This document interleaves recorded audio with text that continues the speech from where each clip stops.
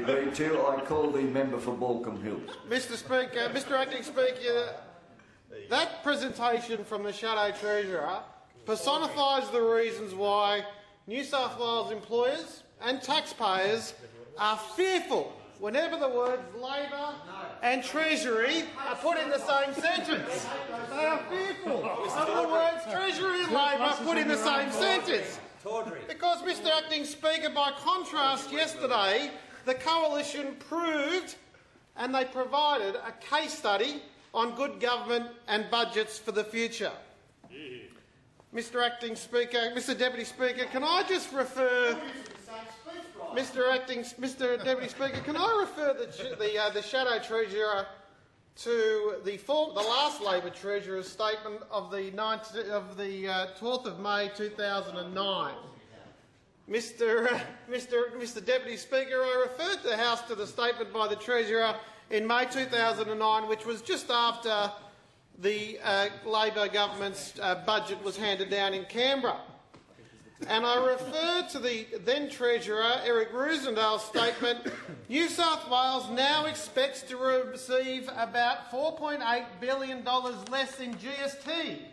So we have it in writing, the former Labor government, the Labor Party that the Shadow Treasurer professes to represent, highlighting the fact in 2009 that they were receiving nearly $5 billion less in GST receipts.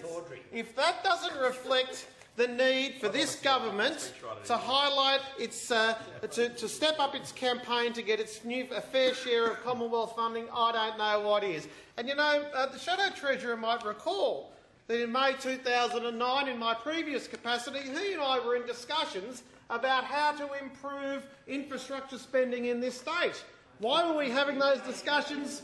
I will certainly not be breaching a confidence to the member for Maroubra. I won't be breaching a confidence because that meeting was attended by other people who I'm sure would be quite happy to confirm.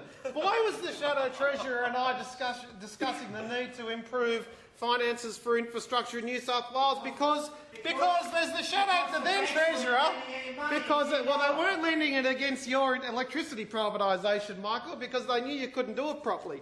They were talking to us about money.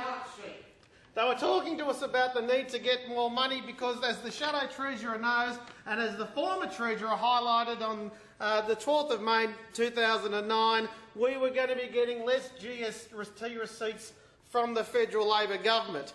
Now, Mr Deputy Speaker, I refer the House to another statement from the former Treasurer on the 8th of February 2010. He was boasting about the funding guarantee.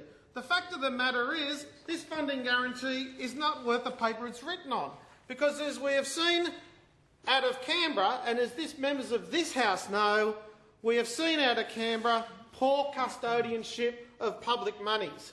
Mr Deputy Speaker, unfortunately the long-suffering people of New South Wales have had to bear the brunt of this sloppy custodianship.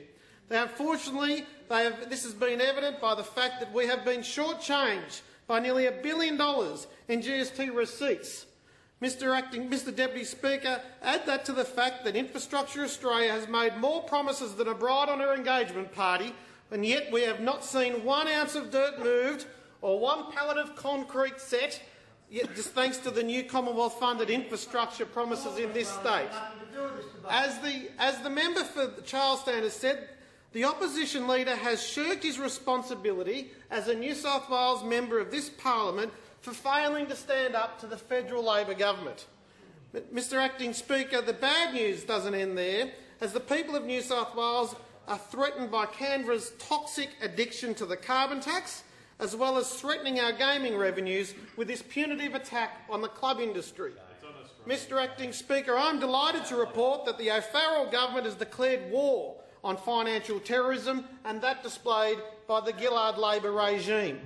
Unlike the previous administration here in New South Wales, we will actively campaign using all means to see that we get our fair share of Commonwealth funding. Mr Deputy Speaker, never again should the taxpayers of New South Wales be used as an automatic teller machine to subsidise services in other states. If Mr Swan thinks he's some sort of modern version of Robin Hood, New South Wales has news for him, because yesterday's budget has proven that we will demand our fair share, and his response this morning has left him looking nothing more like the Sheriff of Nottingham. I commend this motion to the House. The question is that the motion is moved by the member for